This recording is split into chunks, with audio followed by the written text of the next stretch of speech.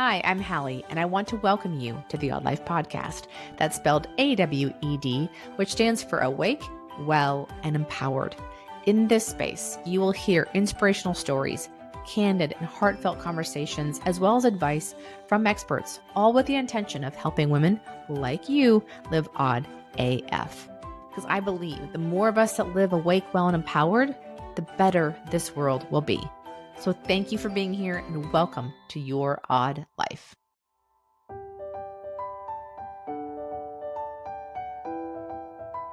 Everybody, welcome to the podcast. I'm your host, Hallie. I have a fantastic guest today. Her name is Brooke Scheller. She is a doctor of clinical nutrition, an author of a new book, How to Change the Way That You Drink, and the founder of Functional Sobriety, a program designed to address alcohol through nutrition and wellness. So welcome, Brooke, to the podcast. I cannot wait to talk to you about all of this stuff.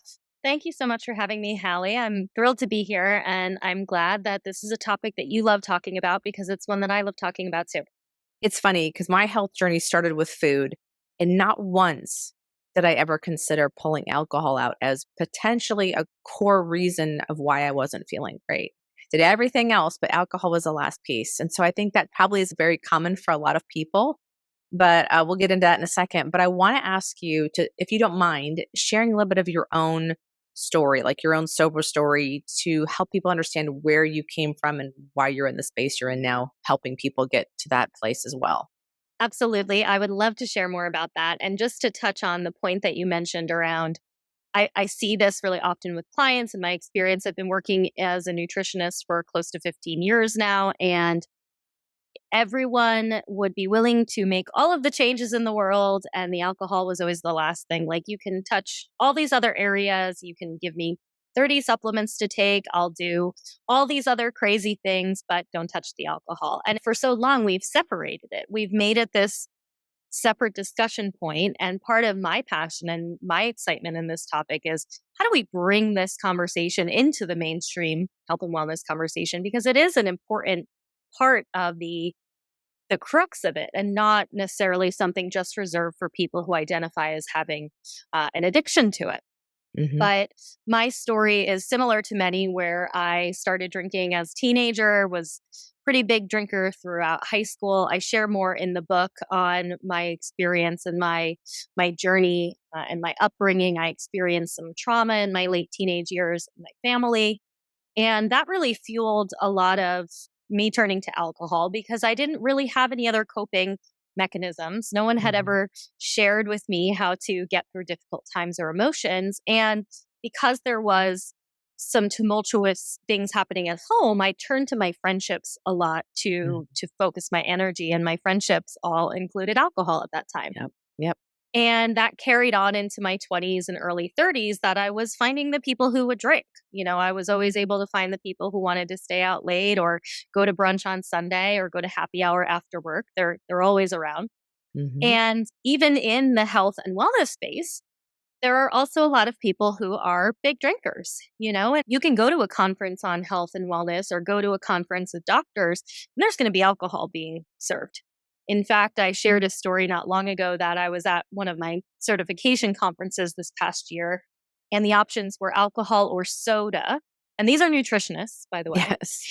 And I asked for water, and they had me go outside of the room that we were in and down the hallway. Like, they didn't even have this option available. So we haven't prepared the world at all in a way to experience life without alcohol. So we all have just kind of joined the club. And, you know, unfortunately, we've stigmatized the people who end up coming out as having addiction or alcohol use disorder. But the reality is that if we look at the numbers in society, people are drinking pretty heavily, and it's playing a role in a lot of these health concerns that are contributing. But I digress. Just to share more about kind of how I got into this work is, as a heavy drinker who also was pursuing multiple degrees in nutrition, by the time I got sober, and at the end I had really snowballed from drinking 4 or 5 times a week to post-pandemic 6 or 7 days a week, which is a common story. And there's some really crazy statistics around alcohol increase during the pandemic, especially in women. And when I started embarking on my own sobriety journey, I realized that this was something I had expertise in, that actually alcohol is a food or beverage that we consume just like any other food and beverage. Yeah. In fact, we learn sometimes in nutrition training that alcohol is technically considered a macronutrient Hmm. because it contributes calories, just like carbs, proteins, and fat. And so, if we think about it through that lens of it being a nutrition issue, that means we can use food, we can use supplementation, we can use all of these other wellness tools to support it. And it's something that until I started doing this work, I was about 3 months sober and starting to follow people on Instagram and looking at the sober discussions and influencers, and no one was talking about nutrition or the health piece. And Hmm. I felt really compelled and inspired to share more on that. So I really have shifted my focus um, and my passion to be around how do we use food and nutrition and supplementation to help support an alcohol free lifestyle, but also to heal from long term damage of alcohol use too. I feel like because there was things that I had when I stopped drinking. I was going to a naturopath at the time, and I was still showing signs of my liver struggling. Hmm. Like, I haven't drank in 3, 4 months. At that time, I thought that was a big deal, like, it was immediately gonna heal itself, and that's when I realized, "Oh my gosh, this is gonna be a long process." And I wanna touch on when you said, like, in the sober space, nutrition isn't really addressed, but when I was looking at the book, there's so much that's in there that you put that I was like, "Oh my gosh," like, the way that alcohol messes with hormones, Hmm. the estrogen levels and various things. And women go through enough when they're getting in that perimenopause, menopause timeframe. Then you throw alcohol on it. It's like putting gas on a wildfire. Yeah. And if I want to address that for a quick second, you mentioned in the book, you chunk it out into three areas: the endocrine system, gut health, and brain health. I want to talk about those. They're so important. And those are really the crux of if you're healthy, those three things have to be healthy in order for you to be healthy. So let's address the endocrine system. What are some areas where alcohol makes the biggest impact on the endocrine system? Like, what is the endocrine system? Let's just lay the groundwork too, and what it affects in the body, and then how alcohol makes an impact on those things. Yeah, so this is an area that's surprising to some people, especially as it relates to sex hormones. But the endocrine system is all encompassing of our body's hormonal systems. So this includes everything from sex hormone production to stress hormones like cortisol to insulin and the hormones that manage blood sugar to all of the other hormones that operate in the body, hunger and satiety hormones, etc. They're all part of, I like to explain it almost like an orchestra, that they're all working as part of this larger symphony, and we have the strings and the percussion and all of these things together make the song and make it sound good. And so we need all of these systems to be in balance in order to support healthy body, healthy hormone production, etc. And alcohol is really detrimental to these systems in several ways.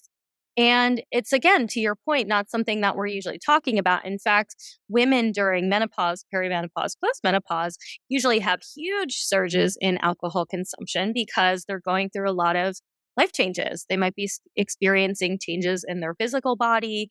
They might be having challenges with mood or mental health. They're now going through maybe empty nest. And so they're having changes in the home. And alcohol can be something that we have turned to cope, and maybe in short term provides a little bit of relief for that, but over the long term is maybe making things worse. And this also goes for younger women too, who are of childbearing age, who are experiencing PMS.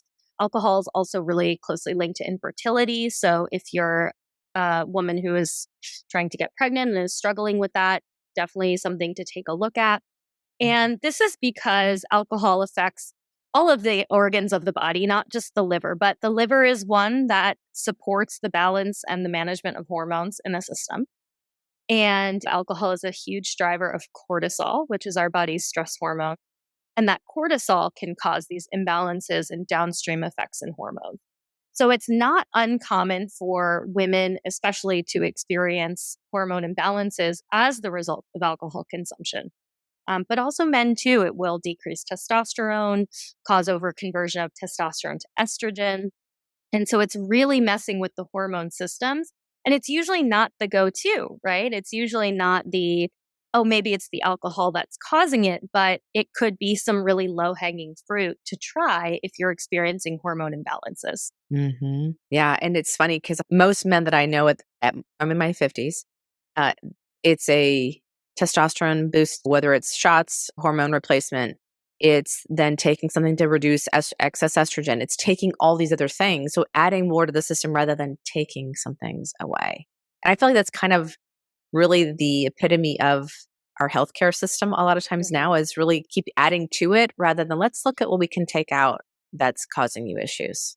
Well, and a lot of the solution today is medication. And it is by no fault of the fact that doctors are trained to prescribe medication, right? And so they might not even have the awareness of some of these other things that are going on underlying. And we also live in a society that really wants to get that benefit as soon as possible. We want to hear, oh, you can take this shot and have a boost of testosterone real quick. You don't want to have to do the work for it. So here's the quick fix solution. And alcohol is a really hard thing to take out of your life. You and I both know this from having Mhm, experience. And mhm. for anyone who's listening who has eliminated alcohol or who has started maybe a sober curious journey and is trying to reduce, it is something that affects every element of our life. It affects our social life, our relationships, our work life, our family life, and so many other areas. So it can be a really challenging thing to address. But what I always like to share in the spirit of removing things rather than adding more things is what I find for most of my clients as well is alcohol is the one thing that is causing 10 other things to go awry. And Yeah. so instead of trying to focus on these 10 different things, let's focus on this one because that's actually going to open up a lot of possibility in all of the areas that we're struggling with. And that even goes for our career, our empowerment, our personal journeys, our spiritual journeys. All of it is improved when we take away alcohol, even though it's really challenging to do at Oh first. my gosh, it is. And like you said, it's the one thing that everyone avoids at all costs, but when you do it, it's like, "Oh my gosh, I wish I would have done this so long ago." But it's until you get to that point and you see and you feel the benefits, Mhm. it feels like it's a thing you do temporarily. It's a challenge, it's a dry January, it's something temporary. It's rarely looked at as a long-term lifestyle. And my hope is that what you and I are talking about and the overall wellness of people in general and just the way that we feel about ourselves now becomes what people seek more than the short, tiny, temporary thrill they get from having the alcohol. Just getting people to the other side for a lot longer than a few days or a couple of weeks. It's that longer term aha that you get from not drinking alcohol in many ways. And that's where I think nutrition and this functional medicine approach is really beneficial because most people aren't aware of the way that alcohol affects their hormones, their gut, Hmm. their brain. We think, oh, the liver, eh, you only need part of a liver. We all kind of like Yes. make jokes about what the liver does, Yeah. but the liver is only one of many organs of the body, all the Hmm. organs of the body that are Hmm. affected, right? So I think for a lot of people, what I find in my experience is the health side and the understanding our own personal health journey and how that ties into alcohol as well helps us make the connections Yeah. that allow those changes to stick in a way that is different when you're just like, oh, I'm not going to have any more fun anymore because I'm giving up Yes. alcohol.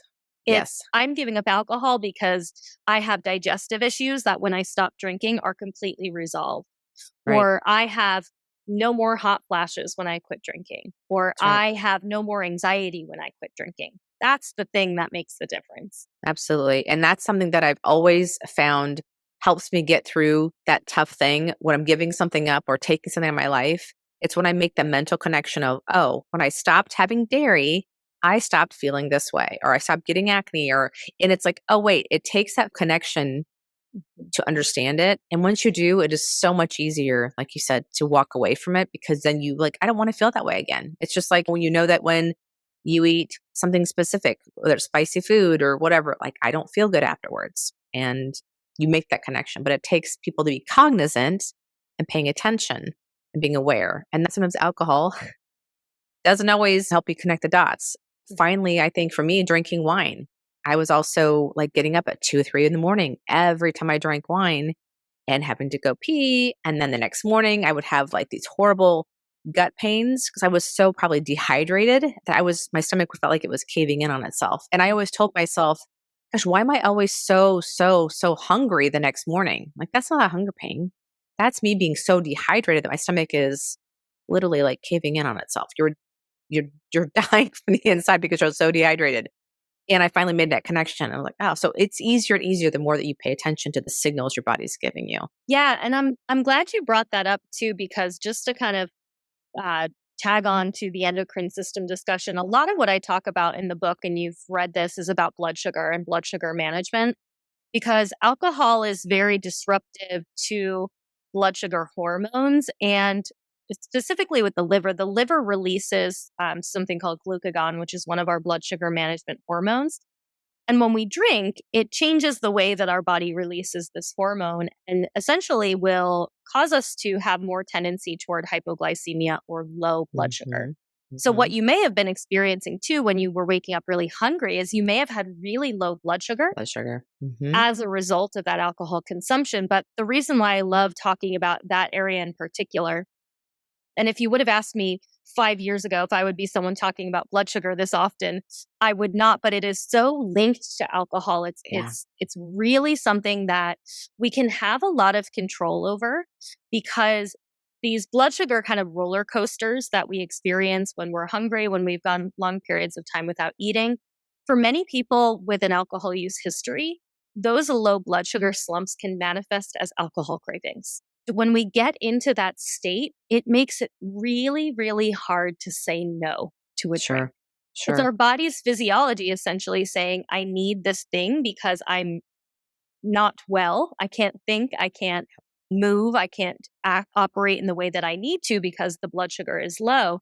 And alcohol, because it is typically paired with some type of carbohydrate or sugar, it's going to give us a little bit of a spike in glucose, followed by a steep drop.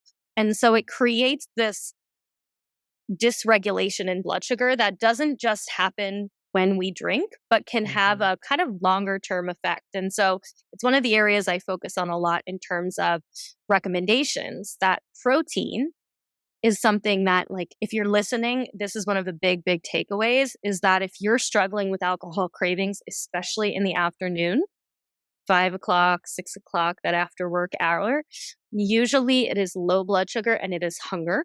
So by Mm. having something to eat, something high in protein at that time, can really be the difference between overcoming the craving and taking the drink. Yeah. So make a protein shake, something, smoothie, protein bar, something that's low in sugar, but something quick they can get in the system that's protein. Any other protein sources that you would suggest that's a quick fix for that? Yeah, so any high protein snack will do. I love suggesting a protein shake because it's kind of easy, and you could take something with you and kind of mix it up on the go.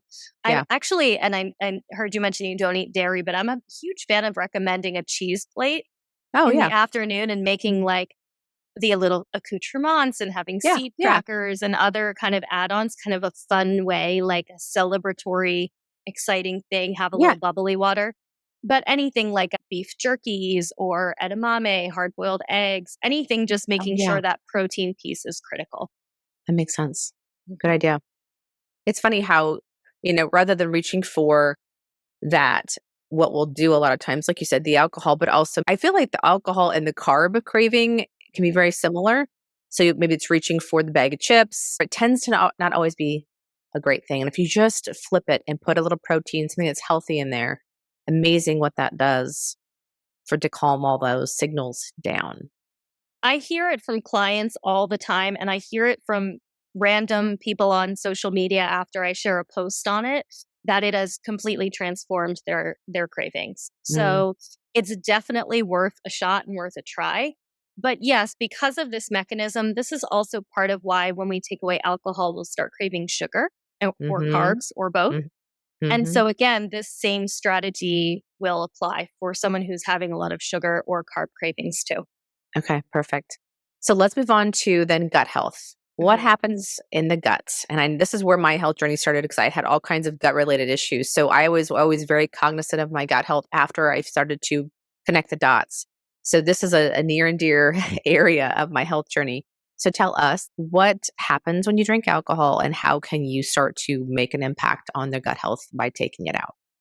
Yeah, this is an area I love talking about. This is one that when people ask, what's the most interesting thing that you stumbled upon in the research when you started doing this? And I think you and I know that it kind of makes sense that alcohol would affect the gut because we're consuming it. It is going directly into our digestive system. We know that most of the foods and beverages and things that we consume affect it, right? But yet Mm-hmm. still, we're not talking about this on like a more Yeah, global landscape. And I think that that is exciting because we're now starting to see more discussion around it. It's been really important for me to kind of bring this more forward. I've worked with clients that for years had been trying to improve their gut health, taking supplements, doing testing, the works, and not recognizing that the alcohol was probably what's been holding them back.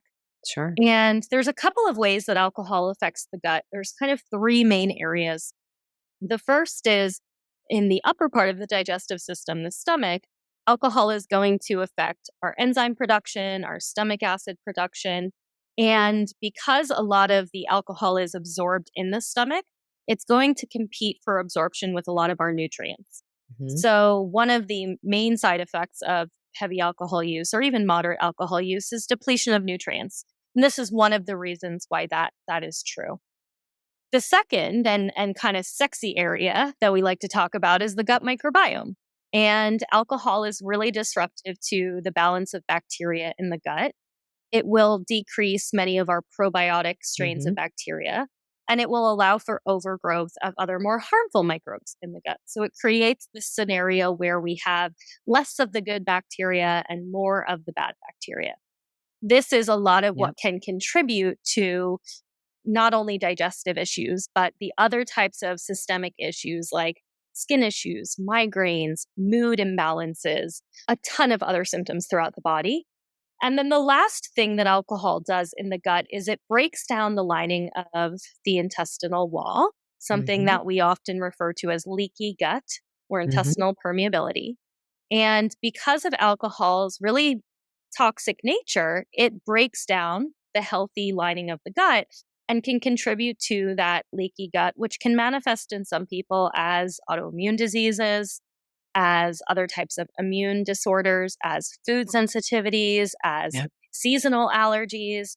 And so, this is something that, again, is really, really impactful in these ways. And yet, for someone who has an autoimmune disease, it's usually not protocol to say, hey, you should stop drinking. But Yeah. that could be something that's actually creating a lot of distress for a person that has that type of symptom. My thoughts are like people that maybe Crohn's, Mhm. diverticulitis, a lot of these issues that tend to have something to do with either microbiome balance or permeability. I mean, my dad was an alcoholic and diverticulitis was something he constantly dealt with. And to know there is not just one specific thing, there's multiple things that could be linked to this in terms of gut health. And when we take alcohol out, it's allowing the system then to re-inhabit itself with the good things. And then we start to see things go away that were, I think, deemed as, oh, we just got the short straw with this genetic thing I have now. I just got this thing. I don't think that's really the case. Sure, we may be prone to certain things. Maybe you get food allergies versus this person has autoimmune issues. It all manifests in people differently. Is that correct? 100%. Yeah. And so the big thing about the genetics piece is that about 90% of our genetics are modifiable through diet and lifestyle. Hmm. And so you may have a genetic predisposition toward a specific condition, but if the environment is clean and healthy, then you're less likely for that to manifest. Whereas someone who is eating a less healthful diet, is not exercising, is consuming large amounts of alcohol, well, then Yeah. that's going to create an environment that is creating more inflammation, more stress on the system, and increasing our likelihood for health concerns. Yeah. Then the next part, the brain health.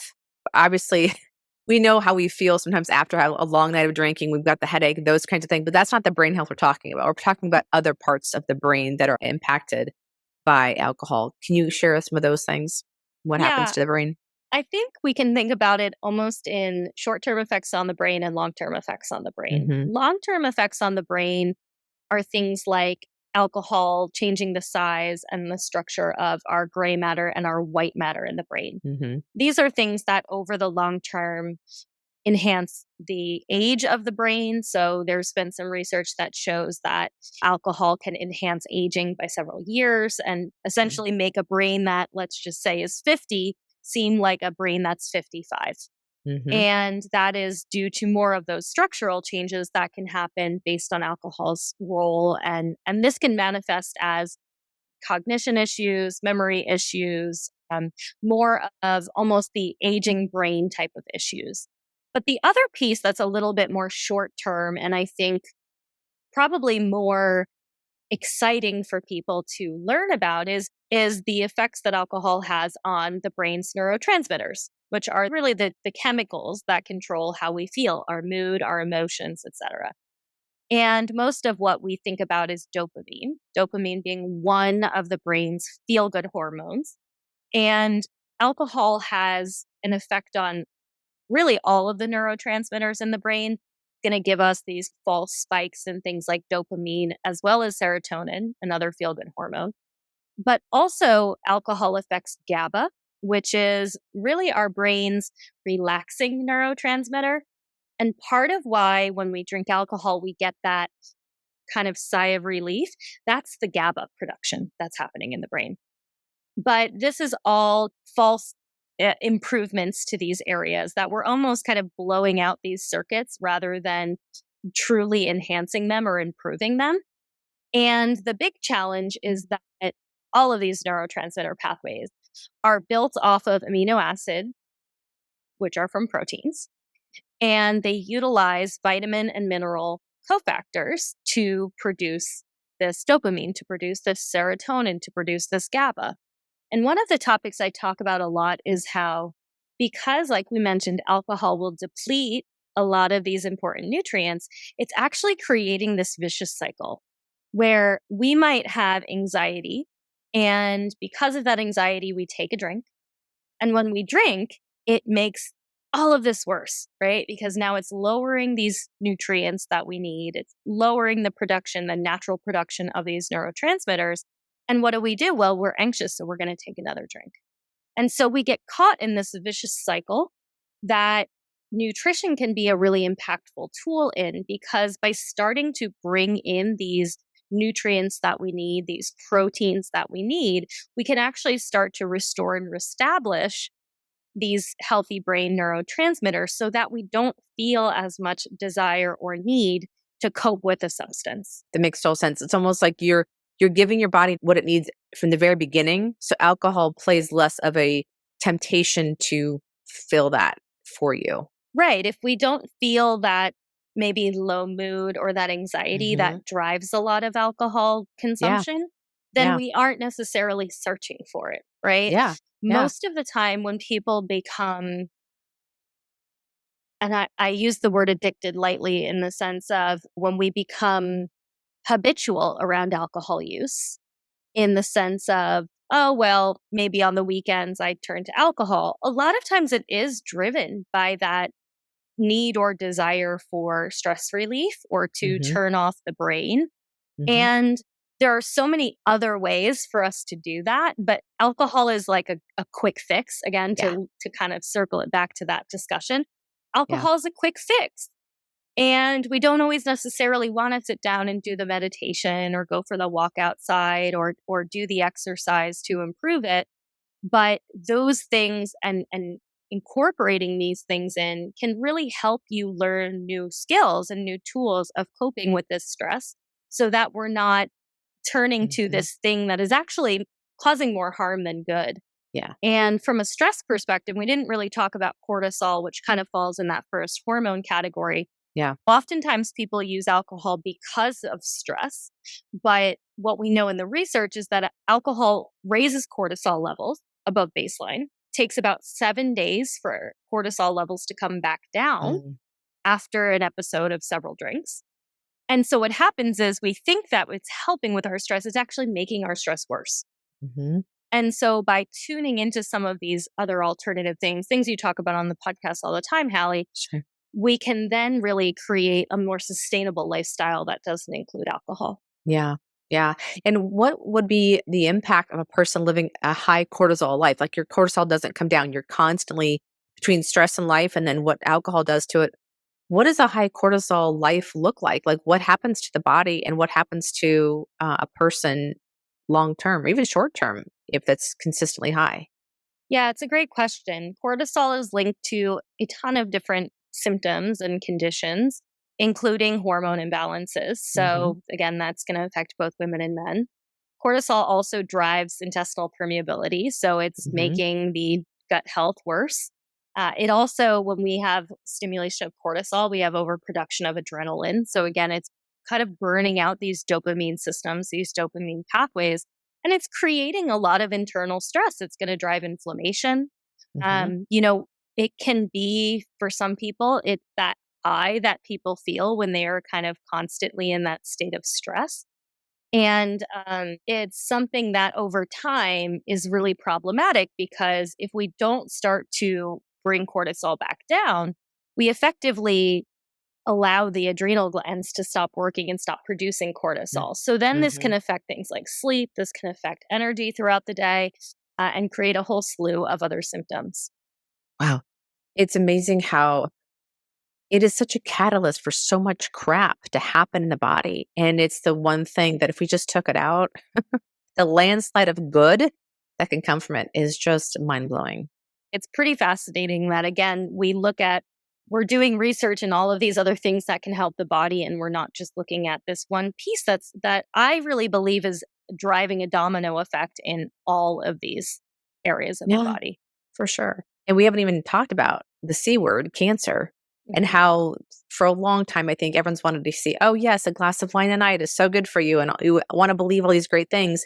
But there is stuff coming out now, finally, that research shows that it's a huge indicator of cancer in maybe your future years. So that how does that happen? Like what's the mechanism? What's happening that causes that? Is it the breakdown of just communication in the body? Is it hydration? Like what is the thing that's happening that's potential cause of cancer?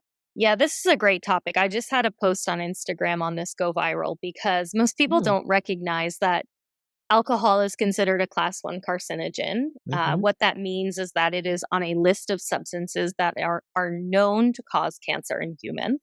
Yep. For reference, the other things on this class one list include tobacco, include radiation, Mhm.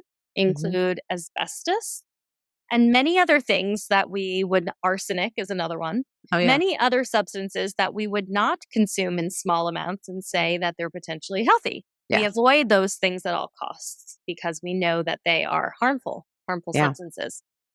And the trouble with a topic like cancer is that I think for many people, it seems pretty far out.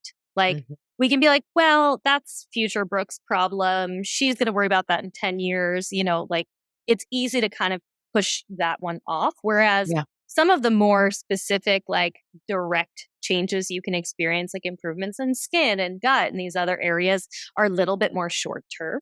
Mhm. So I think some people look at, wow, this is increasing my cancer risk as a big sign that says stop. And other people look at it as, that's not going to happen to me. Yep. But it's really interesting because when we think about the physiology of alcohol and ethanol being the substance that gets us drunk, and just for the sake of setting the foundation here, when we consume alcohol and ethanol, which is the piece there that is what gets us drunk, the reason why we get drunk when we consume it is because it's having a poisoning effect on our nervous system.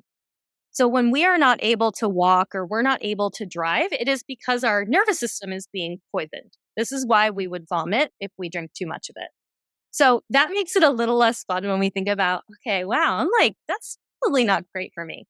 But so if we think about it in that regard, there's a few reasons why it increases cancer risk. One is that it just increases overall stress, inflammation, oxidative stress within the body.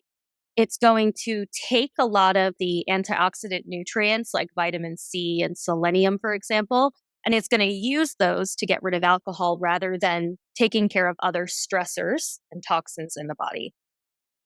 The other thing, one of the other main things, is that because of its impact on the liver, it doesn't allow our liver to effectively eliminate other waste or other toxins. Because alcohol is almost like a high priority item, the liver is going to put pause on all of the other processes in the body so that alcohol can be removed because it is a toxin, right? And when it does that, it puts pause on the metabolism of cholesterol, it puts pause on the metabolism of hormones, it puts pause on all of these other areas. And this is part of the reason why alcohol is specifically linked to hormone cancers like breast cancer, because when we're overly consuming alcohol and the body puts pause on the metabolism of hormones, excess estrogen, for example, we start to have these buildups and this depositing of excess estrogen, which is carcinogenic when it's in high Yeah. amounts. It's so crazy to think that this is, I mean, that makes sense. I mean, as you talk about it, it makes absolutely complete sense.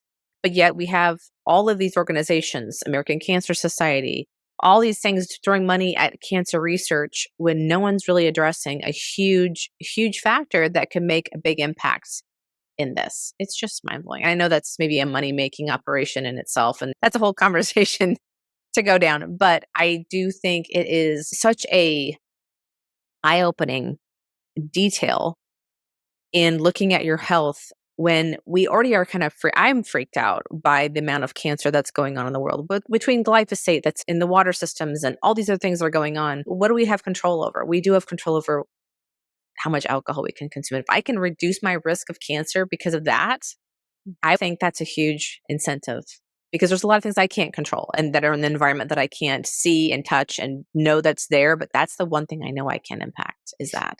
Well, and you bring up a good point that so many people who are interested in health and wellness will go above and beyond to filter their water and to buy organic and to swap their personal products for less toxic options. And yet they're still consuming alcohol regularly. Hmm. And so it's one of those things that I experienced it myself. I was doing the same thing. So many of Yeah. us are. Yeah. And for Yeah. some reason, there's this disconnect. There's like Yeah. health, and then alcohol is over here, and it's this separate topic. And to your point, the industry has benefited off of that because it has created really a society that's addicted to alcohol. That Hmm. we kind of downplay this as, well, only 10% or whatever the statistic is around people who have true alcohol use disorder. But the Hmm. reality is, those are the people who are seeking help for alcohol use.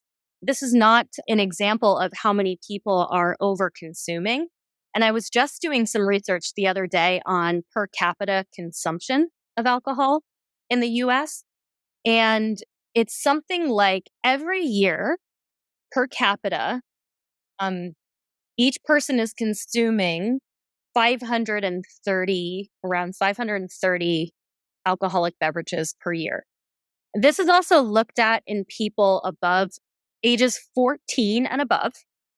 And this is per capita. 535, I think it's 535 breaks down to about 1.5 drinks per day per person. That is if every single person 14 and up were drinking. We also know that not everyone is drinking, right? So if we were to then split those numbers across the population who is drinking, the number is much higher than 1.5 per day. So that means that based on how much alcohol is being purchased and consumed, that we really have much higher amounts than I think the research, the statistics are truly showing, because a lot of it is also self-reported. Yeah. And so, how many times have you been to the doctor's office and they ask you how many drinks you have a week, and you're like, 1 to 2, when it's more like 3 to 4 to 5 plus, right? And I have a part about that in the book because as a healthcare practitioner, and part of my work feels like making an amends and helping people, because I should have asked more of those questions Yeah. when I was struggling, but I was struggling. So I also didn't want to Yeah. make it awkward. I didn't want the person to have to fess up about how much alcohol that they were drinking when I was drinking a lot too. And unfortunately, that is common in the medical field, that the statistics around doctors who consume alcohol and nurses who consume alcohol in these high stress, high pressure jobs is quite high. And yeah, it can be a really uncomfortable topic. Sometimes it's not made better by the doctor's comments. I just had someone tell me that their doctor was like, well, you're drinking less than me, so it's not a problem. Right. And so there are these kind of like inappropriate comments being made, and it's just really not addressed like we're addressing so many other areas of health. I do want to just briefly touch upon, you kind of mentioned this, is the different archetypes of drinkers. You Mhm. mentioned stress drinkers, things like that. I don't want to dive in a ton because it's in the book, but give us a quick example of what each of those are, and maybe how people can identify maybe where they fall and why it's important to maybe know where you fall. Yeah, so I identified these three drinking archetypes because my experience was in the end that I was quite a heavy drinker. But when I started working with others, I actually had a lot of people coming to me that only drank a couple times a week or a couple times a month, and they still wanted help stopping. They felt Hmm. like once they started, they couldn't stop. They felt like they needed more support in stopping. And so I recognize that not everyone is a really heavy drinker, but the people who drink a little less can still benefit from support. So the three drinking archetypes are the social drinker, the stress drinker, and the habitual drinker. The social drinker is someone, like I just mentioned, someone who's drinking maybe a couple times a week or a few times a month. It's mostly in social settings, and oftentimes they feel like once they start, they can't stop. Where again, they're in these scenarios and they have a really hard time saying no. The stress drinker is someone who's drinking mostly based on stress reasons. They're drinking at the end of a long day, they're drinking because of a stress trigger or a trauma trigger. And these are people that are maybe drinking a little bit more often. They're maybe drinking a little bit more, but still not drinking every single day. Feel like they can still have some control, go long periods of time without drinking. The habitual drinker is someone more aligned with your traditional alcohol use disorder. So, someone who's drinking more like daily or almost daily, is drinking for any reason, whether that's social, whether that is stress, and is having more of that chemical dependency on the substance and may need additional help and support in stopping. So part of the rationale behind this was not only to help people identify, but for me, my question became when I started doing this research, well, why is it that my body, that I'm a habitual drinker, and that Mary over here is a stress drinker, and she's having these things going on and I'm having these things going on. And my science mind goes, well, what's going on underneath that? So part of it for me was, and you know through the book Hallie and reading it, that I have different recommendations for each archetype that can help to support you on that path, whether it is nutrition recommendations, wellness recommendations, community recommendations, etc. Yeah, that makes perfect sense because a person that's the random here and there has different needs than the person that's habitual because their depletion's different, the way that's reacting their body's different. It's a different load on the system. And I would assume then that affects the nutritional recommendations. So that makes complete sense. And it's helpful, I think, people to identify truly and truthfully where Mhm. they're at. So that way they can know which path to take and what's going to give them the most impact right away.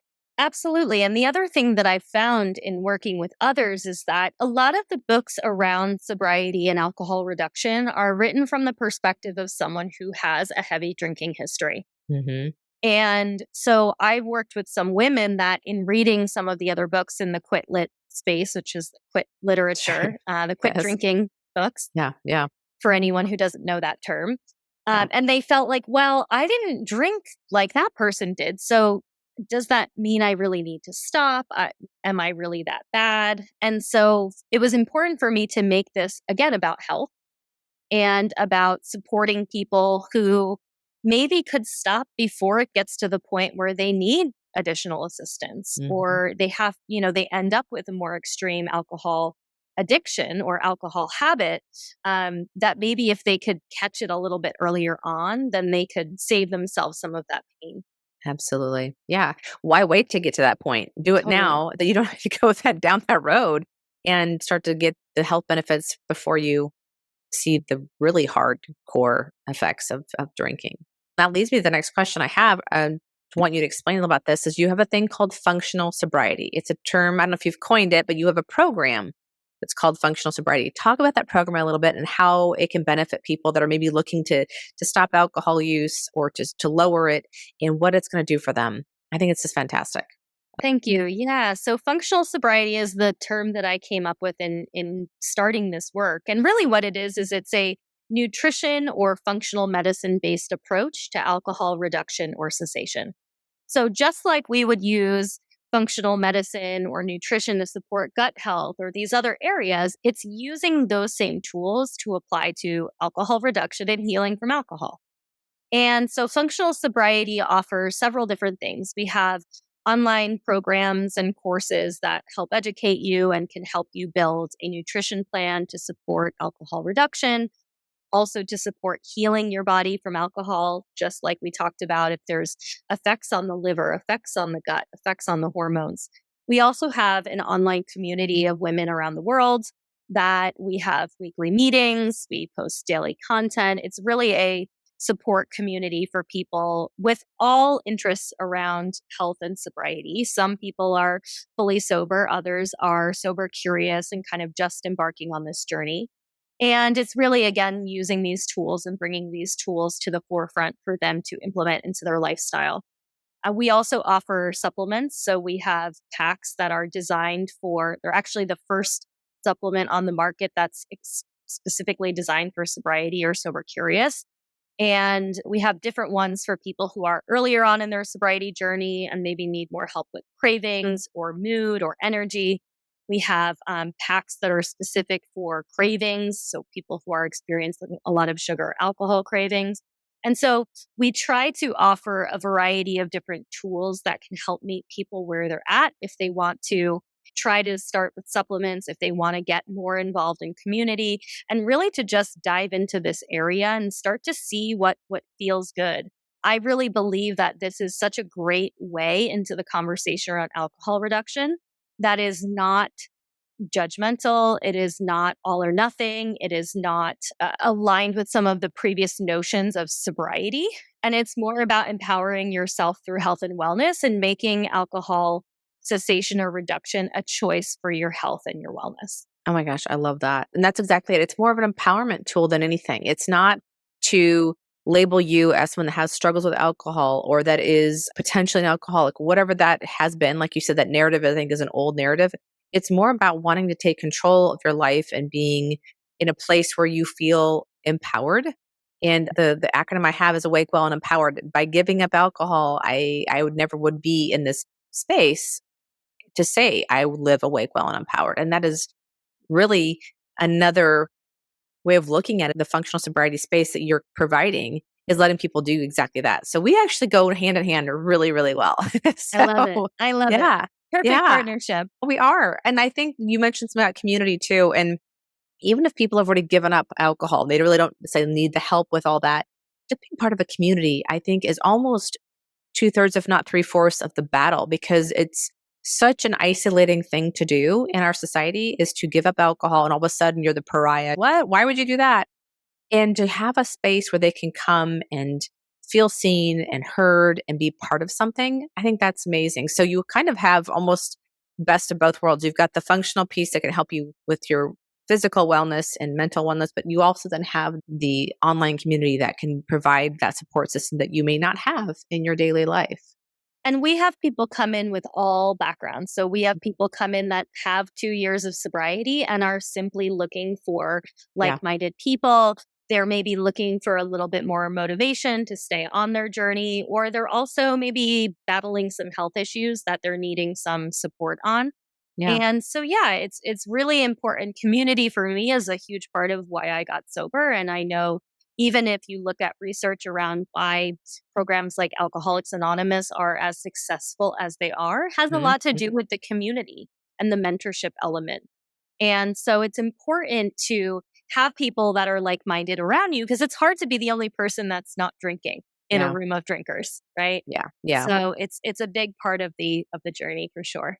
Yeah. And I think too is and you mentioned this in the book a little bit too, is giving people some hints or some tips of how to address that when you are approached with, why aren't you drinking? What are you doing? Why aren't you have a drink? Just come on, and giving some advice in there too. I think that's so important to have some tools in your toolkit, but also I think having this community can give you that extra confidence as well, going into a situation where you're not feeling unsupported and alone. If you know you've got people in your background that are there, it's a lot easier to say, I'm good, rather than being so alone. Then you're feeling you have to scramble and come up with something.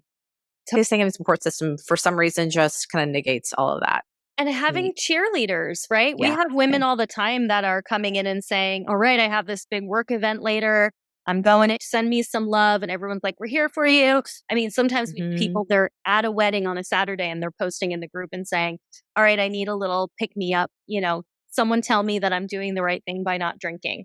Yep. And Yep. having that like go to support system when you need it the most, because that's what gets us through those really Oh difficult my times. gosh. Yeah.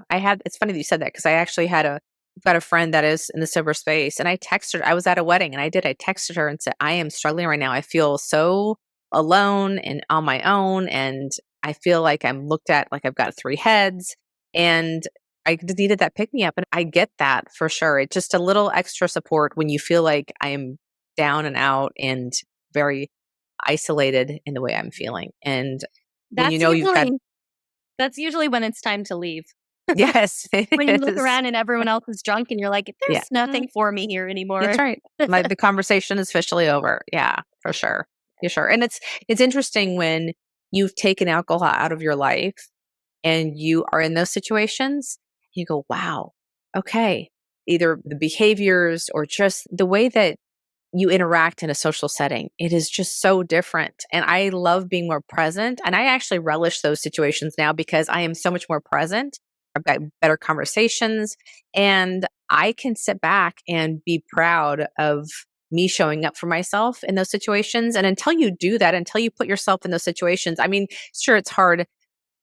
Do you want to be the only sober person at a wedding or at a party? No, it sometimes does suck. But to put yourself in those situations sometimes too is actually really empowering, because it lets you bring the best of yourself Mhm. to a situation.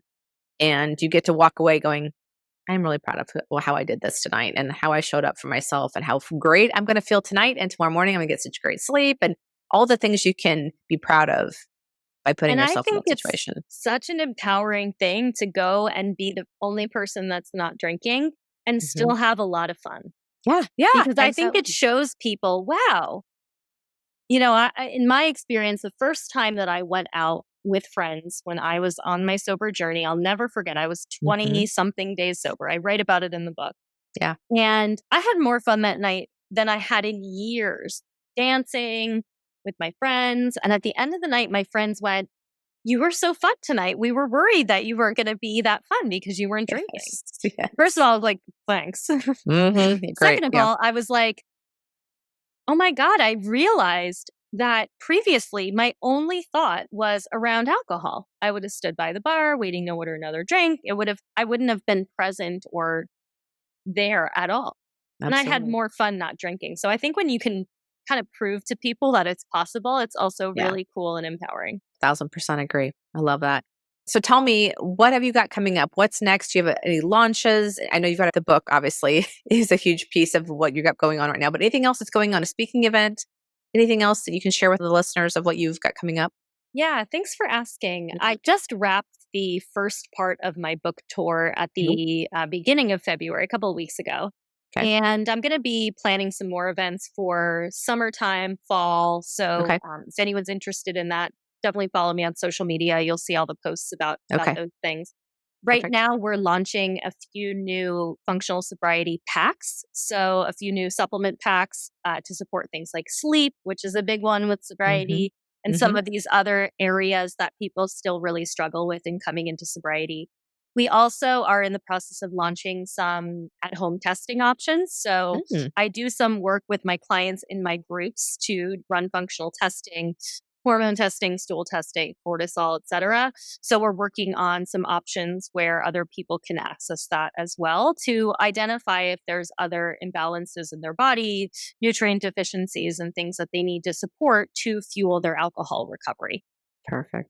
I love that. And I'll Yeah. put everything in the show notes too, where to find you, your Instagram. Is it Instagram kind of where you hang out the most usually? It is. I'm not a Yeah. TikToker. Yeah. No, mostly Instagram. Yeah, me too. We're still old school. And then the last thing I want to ask you, and I'm going to give a copy of the book away, but I want to ask you, I ask every guest, what is one thing right now that is allowing you to feel awake, well, and empowered, which is what the Odd Life stands for? Well, aside from sobriety, which I feel like is the obvious answer to this question. I Yes, mean, yes. sobriety is what has allowed me so much personal growth and Mm. development and so much alignment with my goals. And, you know, to be honest, within the first year of being alcohol free, I achieved three of the massive goals that I had carried over for like 10 years. I wrote a Yep. book, I started a business, and I ran a half marathon. Yeah. And Right. that was all thanks to sobriety. I credit my sobriety 100%. But the other thing that I'll say right now is once we get sober, and you've probably experienced this too, Hallie, the work doesn't end. Hmm. There's still a lot of personal work and personal growth. And I'm really a huge believer that we can overcome so many obstacles in our life by just looking internally and doing that work. So that's what really helps me continue to feel inspired and empowered in my life today. Yeah, I'm a huge personal growth junkie. I feel like that's the curiosity of just how can I find out more about myself, about humanity, about this thing. It's just, I think following the curiosity usually leads me down the right path. And it eventually gets me to a different book or a podcast, or I read some article and I have an open mind all of a sudden about something else I had no idea was out there. And I love that because I'm a huge personal growth proponent. I think we're meant to always continually grow. We're not meant to hit a point and then like, okay, we're good. I think it's always an area for us to continually explore and develop at all times. So I love that. I'm right So there with you, girl. yeah. Well, thank you so much for being here. I am so grateful for your time. I know you are so busy, but I just wanted to get this out here and talk about this because it's not something that people talk about is how the nutrition piece is such a huge part of the feeling well when it comes to alcohol. And I just think it's super important. I love that you put this out there. So I'll do whatever I can to let people know about all of this work and how it is so hand in hand with your true health journey is Thank getting you this. so much. I look forward to following along, and I just again appreciate everything that you're doing in this space and being a role model for me in the sober space because I think the more of us that are out there speaking our truths and sharing our sober journeys, it is just giving more people the courage and the confidence to do the same. So thank you Mm, for doing this. thank you. Thanks so much for having me. It was a Oh my pleasure to God, be here you today. bet, you bet. We'll talk to you soon. Thank you again for being here. I am so grateful for your time. And if you liked what you heard, please head to where you listen to podcasts, rate and review. Please share on Instagram, your social media channels, wherever else you go, so we can reach as many people as possible so they can meet these amazing women and hear these conversations. If you'd like to connect further, you can find me over at my website at HallieSawyer.com or on Instagram. I'm usually going to be at Hallie_Sawyer or The Odd Life, which is this podcast specific Instagram account. All right. Have a great day, everyone. We'll see you soon.